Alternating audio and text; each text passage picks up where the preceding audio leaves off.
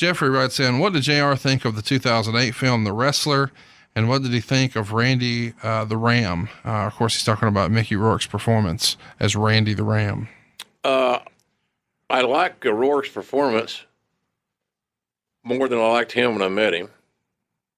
Rourke was an asshole when you met him? Little. Okay. Wasn't a guy that I'd probably want to go have a cocktail with. I probably wouldn't have a Moscow Mule. Was he rude to people or just big dog you? No, he just big dogging anybody in general. Okay. Cherico's got great stories about that, Rourke he came to Frank Shamrock for no fucking reason. Yeah, bodyguards. But but the movie was well done. The movie was very realistic, and it was sad.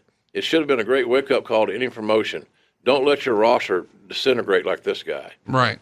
He wasn't managed very well in that regard, but the movie was very realistic. Anybody that hasn't seen it, if you're a wrestling fan, I suggest you watch it because you probably will enjoy it. But on a personal side, the Rourke deal, I'm not a big fan of his. But that's just me. He may not be a big fan of mine either. That's cool. But I thought the movie itself was very realistic, very well done. Terry writes in, what were JR's thoughts of Vince McMahon's heated interview with Bob Costas?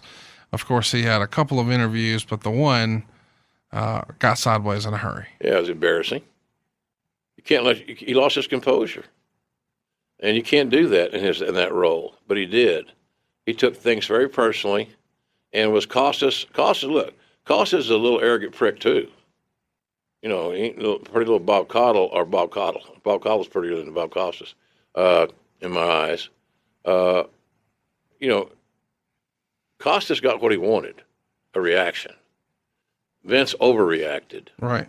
And it was detrimental, I thought, to his persona and his legacy a little bit at that point in time. But I was a little embarrassing. It's because I had people say, what the hell's wrong with your boss? So, sure. I told him? He's a villain. He's on TV. He stayed in character. Oh, that Mr. McMahon guy's he's a prick. And so that's what you saw, Mr. McMahon. I was making that up, but I was trying to cover for him. I did that a lot. But that was the deal. I thought it was a little bit embarrassing. And I think if Vince had it to do all over again. Hell, he would handle it totally different. Entirely. The Vince McMahon of today, never in a million years would we get to that point. Dimmitt McCarthy writes, I asked this on the Orange Show, and I'd like to put this on the JR as well. What are your thoughts on Cassius Ohno / Chris Hero? One of my favorite matches of his is between himself and William Regal in NXT. I think he's woefully underutilized, and I would love to see him and Cesaro reform the Kings of Wrestling someday. Of course, that was a big tag team run that they had, right. Probably 05, 06, maybe 07. They were good. Great stuff. Ohno, for whatever reason, hasn't made it to the main roster, but lots of great matches under his belt. And he saw all of his peers, Kevin Owens and Cesaro and all those guys make it to the main roster, and he did not.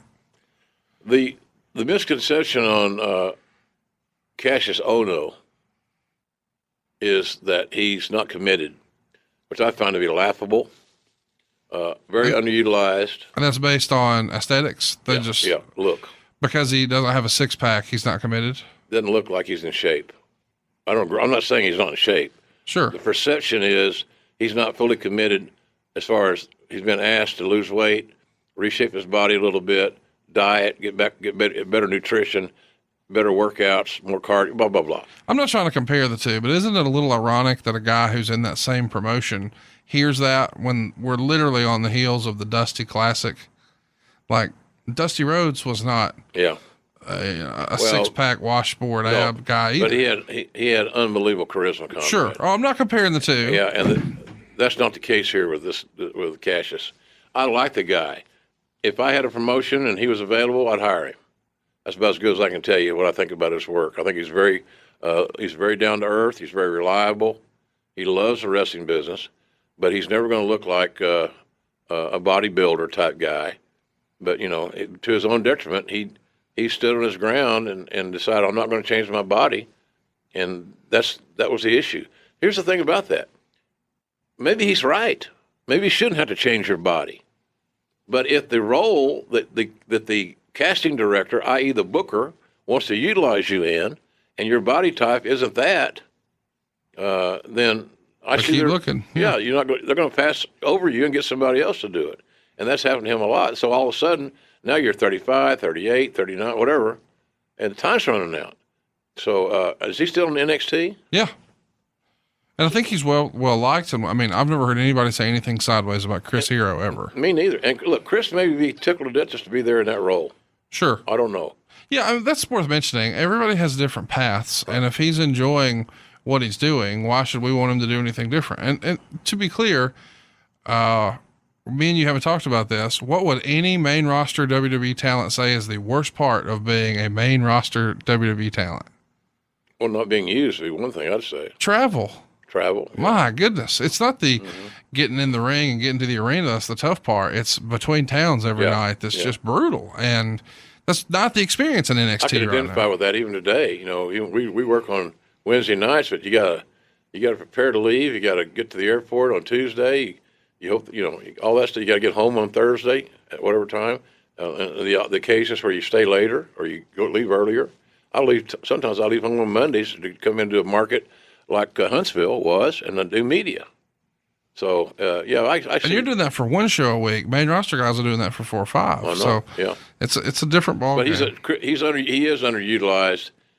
The great thing about Chris has the patience, the class, and the integrity to have good matches with guys that are way under his skill level, and that's how those guys, the younger guys, the young prospects, will get better. Always working with somebody off Broadway that's better than them. That's the formula. And Chris Hero can do that with any young green guy that they're bringing in. So he's very valuable, but I'm with you. I'd like to see him get his break somewhere down the road and see how he could perform in a meaningful program on one of the main rosters. We haven't talked about this. This isn't a question on the Twitter machine, but Alex Shelley just announced that he's, doing some stuff again and recently popped up in NXT. And I think he's even got some big WrestleMania weekend plans coming. Why was Alex Shelley? Are you familiar with Alex Shelley's work at all? I know who he is. But am I overly familiar with his work, his stylings? I'd have to be honest and say no. I think you dig it. Yeah, I know who he is, and I know that I've seen him work before, but I've never focused in on it. I've never seen him do things, bad stuff. He does all the typical things that guys do right now, and stylistically. But other than that, I don't know what the deal is. Why he's where he is, or whatever the case may be. And again, like we said earlier, alluded to, this may be where he wants to be. He may. Some guys. I talk to guys, in NXT now that don't want to leave NXT. They want. Why would you? They're making good money. And you're home most every night. I mean, they're not it's a great quality of life. Chris writes in, Bruce Pritchard has said he heard Vince McMahon talk about creating their own network in the 80s. When did you first hear Vince talk about it? And did a network seem more realistic after the acquisition of the WCW library? Of course, back then he thought it was going to be, an over the air, like the Oprah network now. There would be a WWF channel. Correct. When did you first hear that? 93. Wow. Our first meeting in Augusta, Georgia, when he hired me. How remarkable. Yeah. And because that was an idea I had. Not that he didn't have it also. But I said, and here's how that came about. He was in the process or discussing buying the AWA library. And we just basically mentioned that a lot of those promoters didn't just destroy their master tapes. And somewhere along the way, but that was the whole deal. I said, God damn, I remember saying it was really crazy. Now it makes no sense. I said, if they can do a weather channel, why can't we have a wrestling channel? And he liked the analogy. But yeah, that was the idea, like Bruce said, to have a network, like an Oprah network or whatever. And then streaming came along and it became more fashionable and easier more profitable and feasible and all that. Yeah, the expenses were not quite as exorbitant. So yeah, it was always he had that idea. Same thing. We had the same idea, same conversation about a radio network, which I guess would be basically a podcast network. And they're there now too. In 1993. So he always was looking at the big picture, and I think that's what he and I got along well, because sometimes when I would not allow myself to get caught up in the minutia of an angle or not getting what I wanted on a storyline or a program, he liked my fact that I was a big picture thinker.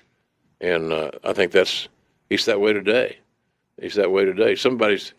It's unfortunate that somebody's not bringing in the creative that he needs, that he likes, because I ain't seeing it. So, but that's easily fixed. That might be him right there. 2 more questions, then we'll get out of here. Mike wants to know, has Vince ever tried chocolate cake? And if so, have you tried it with him? I never had chocolate cake with the old man. I've had chocolate cake with a lot of other people in that company, but never with the chief. The strongest thing I ever saw him do was drink some Dewar's. White label, right? Yeah, he likes a scotch. Yeah. And that was it. But I think in our secret life, behind the scenes, Bruce and I smoked enough to take care of everybody's needs. And Briscoe, tag him in. Oh yeah, Briscoe. Between the 3 of y'all, it's we ridiculous. Did good.